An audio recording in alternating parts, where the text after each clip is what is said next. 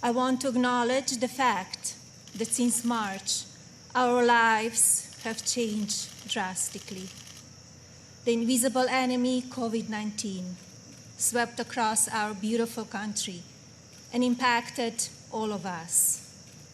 My deepest sympathy goes out to everyone who has lost a loved one, and my prayers are with those who are ill or suffering. I know many people are anxious and some feel helpless. I want you to know you're not alone. I want to extend my gratitude to all of the healthcare professionals, frontline workers and teachers who stepped up in these difficult times.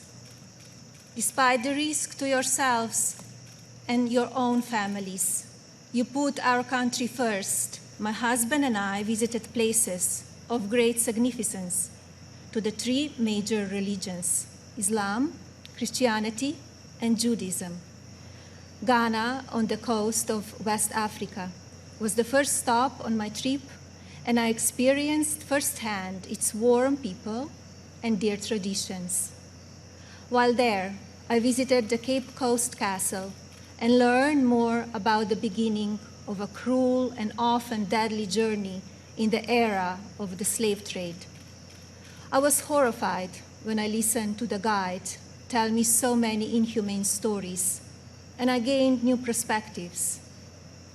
It is time in our history we must never forget, so that we can ensure that it never happens again. Like all of you, I have reflected on the racial unrest in our country.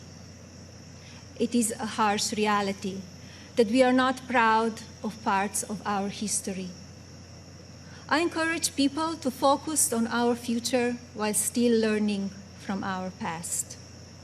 We must remember that today we are all one community comprised of many races, religions, and ethnicities. Our diverse and storied history is what makes our country strong, and yet we still have so much to learn from one another. With that in mind, I like to call on the citizens of this country to take a moment, pause, and look at things from all perspectives. As we battle the COVID pandemic, we need to remember that suicides are on the rise as people who are struggling with loneliness and addiction feel they have nowhere to turn. Parents, please talk to your children. Teachers and caregivers, pay attention to signs of addiction. Lawmakers, pass legislation that allows those who ask for help to do so safely and without fear, and to provide resources for organizations that help people impacted by addiction. When the stigma is removed, people will no longer be ashamed to ask for help, and lives will be saved.